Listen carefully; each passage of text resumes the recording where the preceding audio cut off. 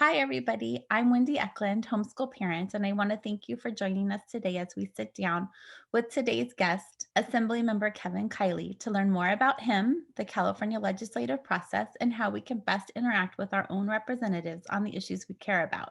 So, we are so happy to have a chance to speak with you, Assemblymember. Thank you for taking part of your weekend to be here with us. First, we want to get to know you and the path you took to the state capitol. Can you please tell us when you decided to study law and what was the driving force behind your interest in law and government? Sure. First of all, thank you for the chance to visit with you, and thank you, Wendy, for being such a just incredible champion for homeschool families, independent study families, all California families who benefit from the availability of school choice and options for kids. And thank you to everyone for joining today. It's been, obviously a rough year, and actually last several years for charter schools in California, as the sort of force of the unions has been unstoppable, and but we've tried to stand up and be a counterforce in as much as possible, and I do think at the end of the day we'll be successful. So the question you asked, when did I decide to go to law school? So I think I probably had like an inkling of that in my I guess high school years. I'd sort of been involved in in debate, and I had taken an interest in current affairs, and I was always kind of analytical, I guess. But I'd also developed interest in politics, and I thought that legal training might be a good eventual avenue into that. Although I didn't go to law school right after college. I was a high school teacher for a while, and I did then go to law school and practice law for a few years before I got into this whole mess that we have in the state capitol. Well, that's funny because that's actually my second question for you. After you finished school, I noticed that you taught for LAUSD down here in Southern California with Teach for America. So can you share a little bit about that experience? Yeah, so I taught at a school called Manual Arts High School. It's near USC, and it was a huge school. It was like 4,200 kids. It was a track school. All USD had tracks at the time, so any 2/3 of them would be in session at any given time. But I taught 10th grade English, and so I had maybe like 40 students in a class or something like that. Had a small portable, so it was. Yeah, it was challenging, but I really, I think, ended up having a very good experience. I mean, the levels of sort of academic regression that some of these public schools in LA and across the state tend to produce is really sad. And I taught 10th graders. The average reading level was 5th grade, but I think that was able to make a positive impact on the kids. My class also started a debate program at the school, which we had several dozen students involved in that, and we traveled throughout the state to go to tournaments and whatnot. And a lot of those kids went on to really good colleges and are doing well. So I had a good experience with it. I enjoyed it, and certainly learned a lot about the problems with our public education system. Right. Well, we're thankful you had that experience because it probably helps you in the Assembly Education Committee where you're the co-chair. So thank you, because you're a wonderful voice for us there. Thank you. I've also noticed that you have a long history of service for the people in California. Can you briefly highlight your early law career and your volunteer service? Yeah, so I started out at a firm in Los Angeles. I guess I'd done some other stuff during law school. I actually worked in the legal department for the Federal Reserve, and I did some clinics and stuff in law school. But I was at a firm in LA, and I did do some pro bono work while I was at the firm. Then eventually I went to the Attorney General's office, the state Attorney General's office, and was there for a year working on felony cases as a prosecutor. And so that was sort of the prelude to my political career. Right. So what made you decide to run for an assembly seat then? Well, as I said, I'd always had an interest in politics to some degree, but I guess that had sort of become that had developed into an interest in trying to create change at the state level, because I'd really had a series of professional experiences where I saw a lot of the problems of our state government in a very direct way. Obviously with teaching experience as a lawyer, I worked at small businesses a lot Mhm. who were struggling with what the state was doing to them. As a prosecutor, I saw how a lot of these recent changes to our criminal laws have really harmed our communities. And then, all the while, of course, I was seeing how the overall cost of living in California was keeping a lot of people in my generation, for example, from settling down here, starting a family here, starting a career here. So I guess it was sort of all of these factors that encouraged me to kind of channel that pre-existing political interest into a run for the state legislature. And there was an opportunity in 2016 when my predecessor was at the end of the term limits.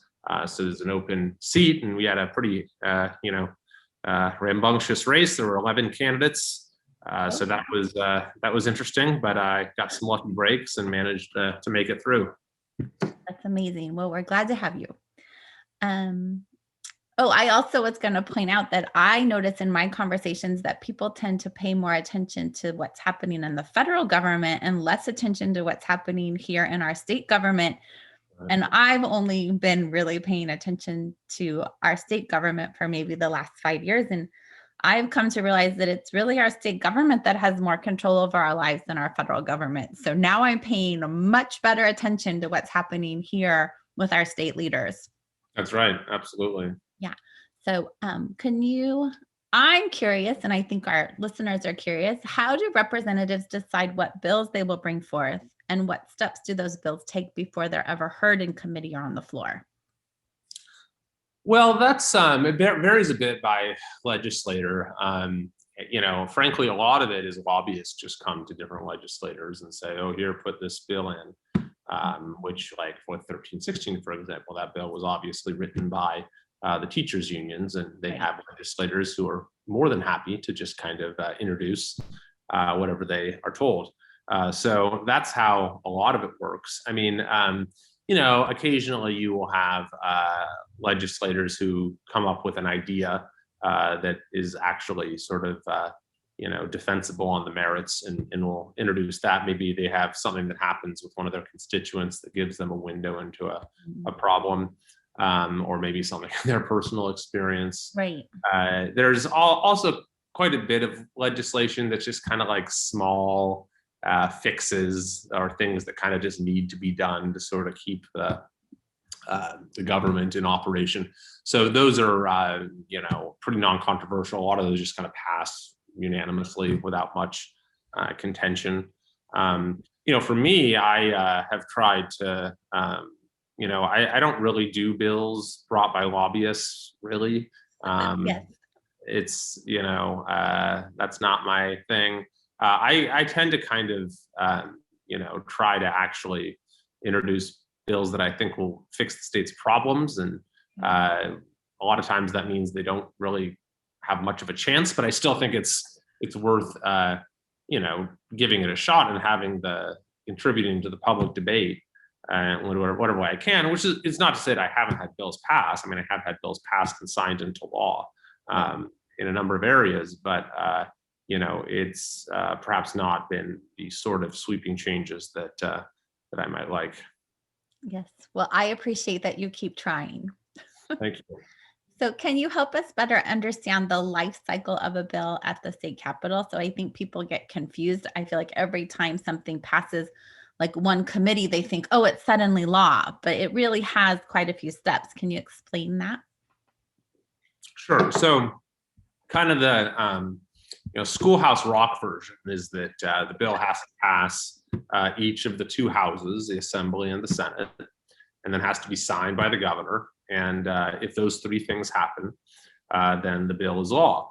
Now, that is, actually true. That's the way it works. But there's, a lot of that goes into that. So, when a bill is first introduced, let's say it's introduced in the assembly, the general run of things is that it,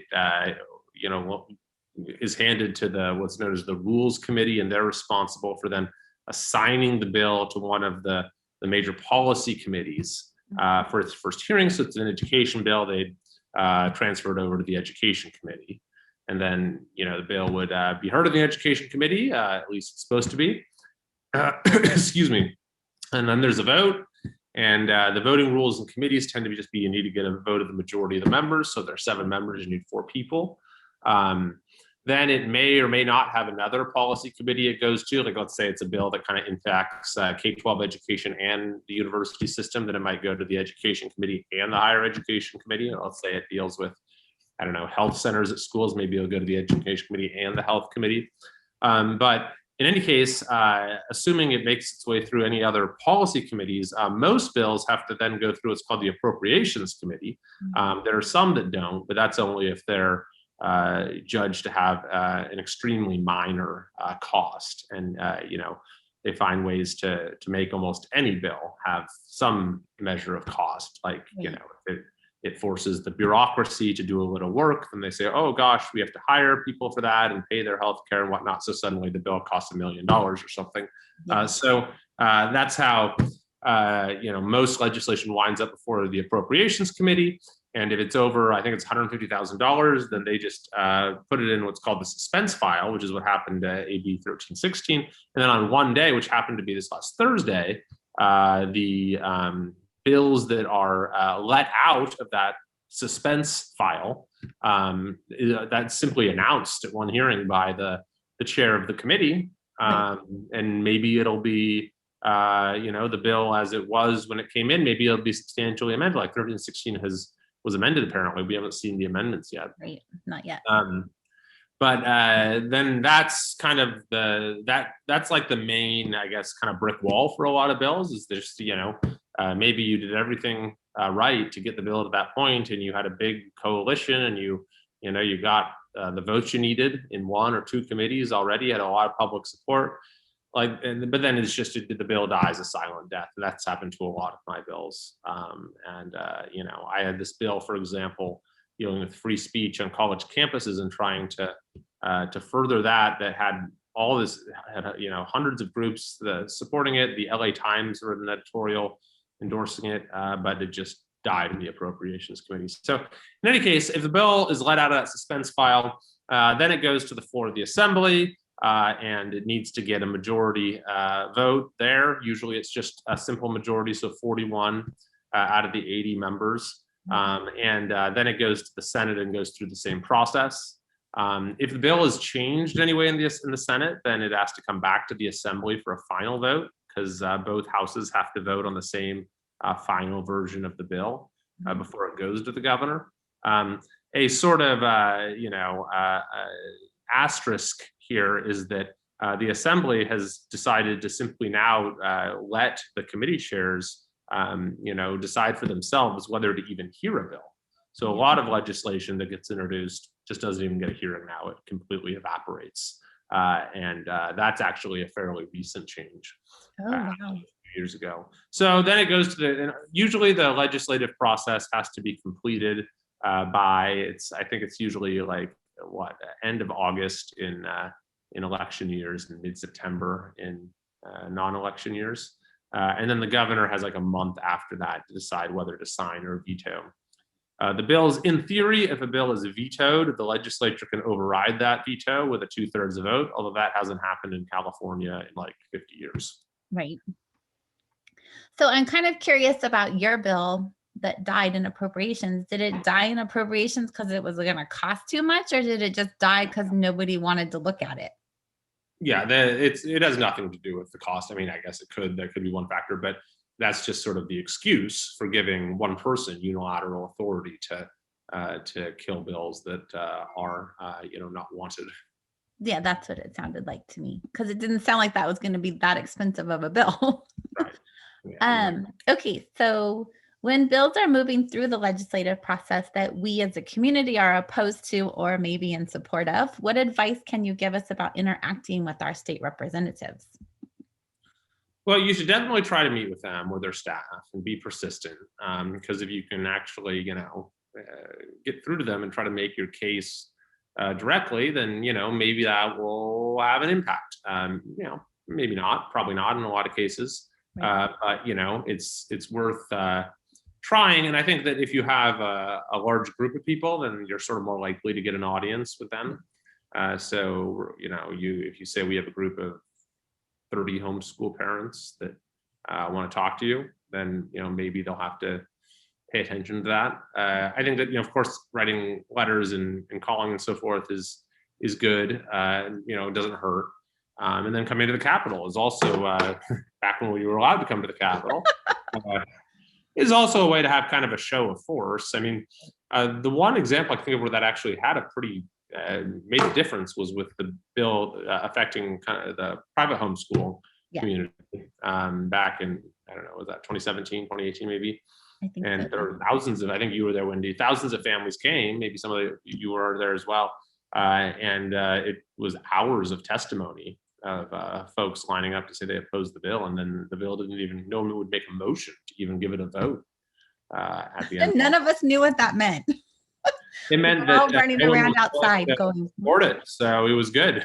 yeah, but we didn't know. We thought, oh, they're going to wait and vote on it after we're gone. And Right. then somebody in the offices were like, no, that means you guys killed the bill. And we were so excited. Yeah, that was very exciting. Yes, it was very exciting to be there.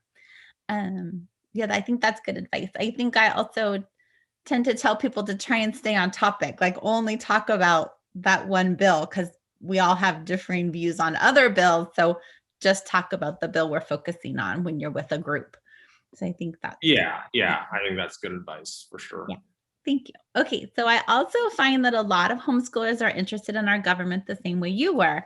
I also noticed when I am at the Capitol that a number of the representative staff members are homeschool graduates. I love that they're working at the Capitol with our legislators. Can you give our families any tips on ways their students can get involved? Are there internships available? What should we know? Yeah, there are. And, we have had a pretty large internship program in my office. Excuse me. I think we've had several hundred kids who have been through it by this point. And, there's, you can work I'm talking mostly about my district office because Right. legislators have an office at the Capitol where their staff that deals with legislation is located. And then also will have an office within their district, which is oriented towards constituent service. And so those offices tend to be kind of bigger. And so that's generally where interns go, although, we'll usually have one or two at the Capitol as well. And, if you're really serious about it, there's programs through the UCs and CSU that connect students to internships at the Capitol.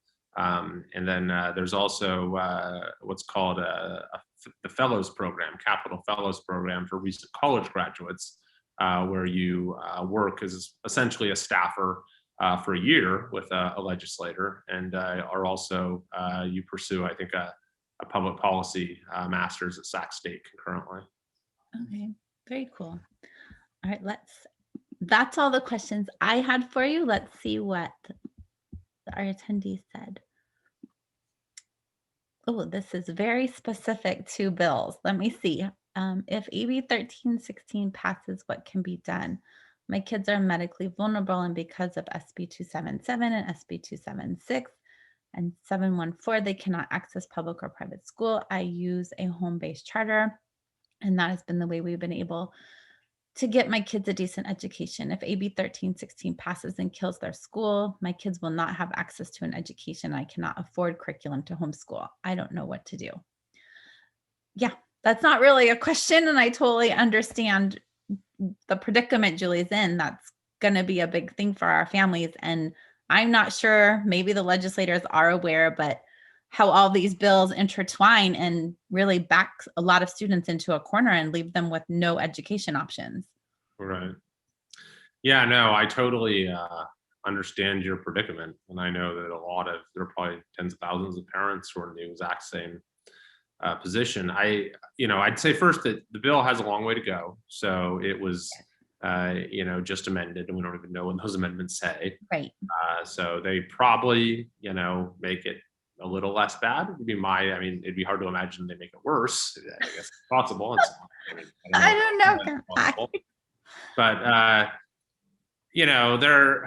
they're the floor votes on some of these anti-charter bills tend to be a little more, a little closer than in the education committee. The education committee is Right. pretty stacked. It's just, I mean, it's total farce at this point. Rubber stamp of whatever the unions want.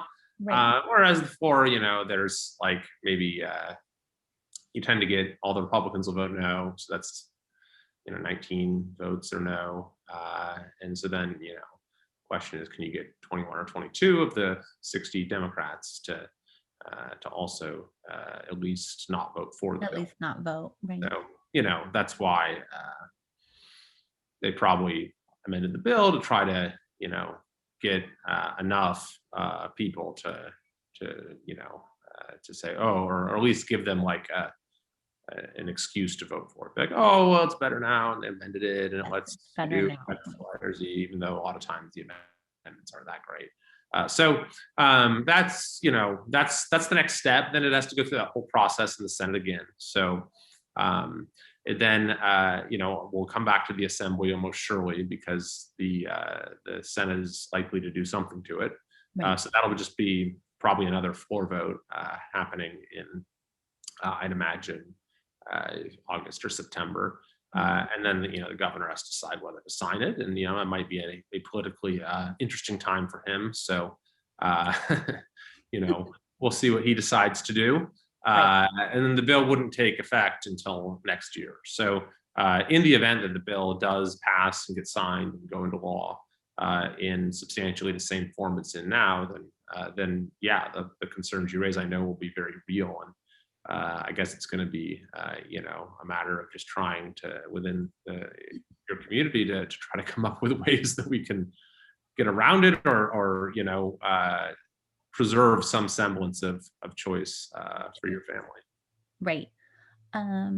So Deb is asking if appropriate, and if you don't want to answer any of these questions, you don't have to, but they're wondering what your thoughts are on AB 1316. It looks like a partisan issue. Or are we feeling like there might be some Democratic Assembly members who may support voting no because of the consequences this bill will have for 200,000 students? Yeah, so I'm, of course, very much against it, and will do everything I can to stop it. It's, I think partisan. It's not really partisan in the sense that it's driven by special interest groups, and so they just happen to more thoroughly control one party than the other. But you do have at least some who have been willing to at least not vote for the very worst stuff within the Democrat Party. So we'll see where they come down on 1316. I think that what really, to be perfectly frank, opened the floodgates is that Jerry Brown had at least some, I guess, sympathy for the charter school community. I think he was actually the founder of a couple charter schools. So that to some extent restrained the teachers unions and their enablers in the legislature. But that check is completely gone now. They have, this is everything they could ever hope for in the current occupant of the governor's office. So it's just been open season the last couple of years. Right. Yeah, he seems to be happy to sign any anti-charter bill. The next one is, I guess I can probably answer this one. If we have families and friends writing to the assembly person, can they just say, please vote no on AB 1316, or is it best they provide a reason? In your experience, do assembly members consider the number of constituents that write to them? Yeah, so if you have a lot, that tends to get noticed. I mean, people who write my office, I don't personally see every letter, but if hundreds of people are writing about an issue, then that's certainly something that will get my attention. And that I think Winnie probably has a great kind of script for you to follow, or template.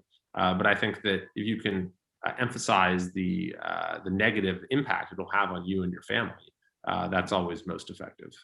Yeah.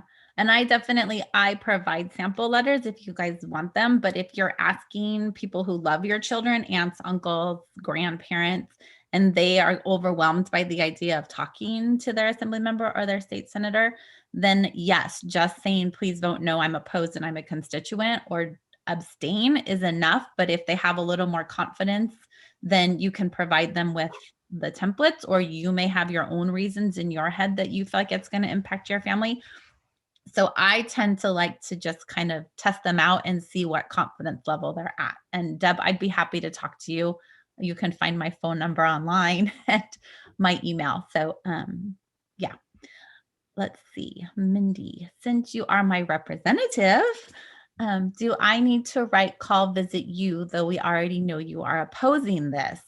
Or should I be focused on different representatives and committee members? Can I call different representatives that don't represent me?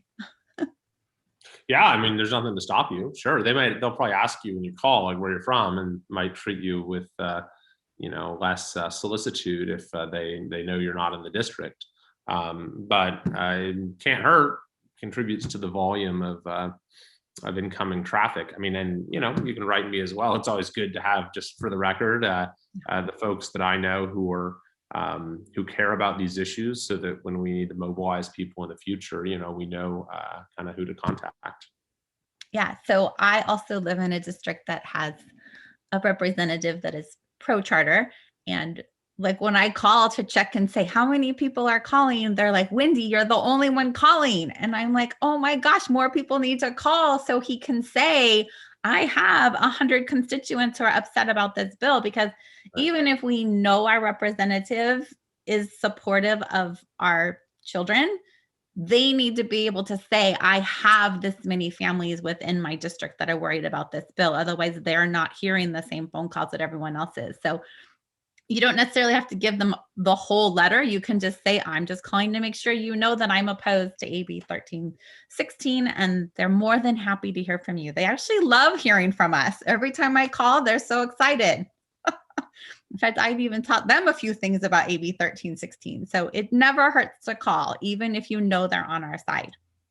All right, Anna, many of us are union NBC charter teachers who are, non-classroom based, who are fighting the bill. What steps can we take besides fighting the CTA?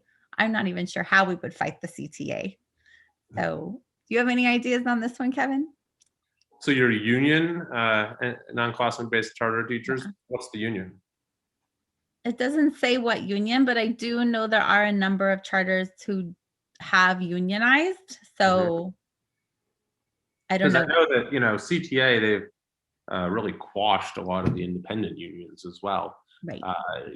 Which is something that actually I think is not as well appreciated as it should be. Is that unions aren't bad. I mean, if you have an association of teachers that can support one another, I think that then it adds value to the profession. That could be a good thing, but that's not the model of the CTA. They just go and they take over the independent unions, and then they just turn them into profit centers. And teachers and students alike end up losing. So I think that if you can get more independent unions, that's a good thing. If you can demonstrate the value that your union provides to members, then Right. it can kind of maybe change the terms of the debate a little bit. Right. So she added, we've created a subcommittee to fight them. That's awesome. They are CVEU. I haven't heard of that one. Hmm. So, Anna, if you can email me or call me, we can talk more about that and we can send questions to the assembly member. And then Mindy is asking, which do you feel is more powerful, letters, emails, or phone calls? She assumes this could depend on the representative. I say do all of the above. Yeah, I think that's right. Just do all of the above. I mean, I think that physical letters probably are less common these days, but emailing, phone calling, and getting others to do the same is probably the most effective. For sure. All right. Well, it looks like that's all the questions we have, and we can let you go enjoy your weekend. All right. Thank you so much for doing this with us. We really appreciate you. Oh, it's my pleasure anytime. And, we'll keep fighting. I'm sorry that we have to fight just to give you the right that should, be unquestioned, and to be able to give your kids the best opportunities for a good education and a good future. I mean, the fact that we have a legislature and a state government that constantly makes you have to, stand up and fight for that basic right is really a disgrace in my view. But I think that it's that perhaps things might be beginning to change a little bit in California. So I appreciate your advocacy, and look forward to working together here in the future. Well, thank you. I have to say, you do inspire me. The fact that you get up and go to work every day inspires me, because sometimes when I'm watching, I'm like, I don't know how he does it. So Oh, thank you. thank you. Well, Yes, likewise. So thank you very much. yes, of course. All right. Well, thank you. Take Have a care. great weekend. Bye.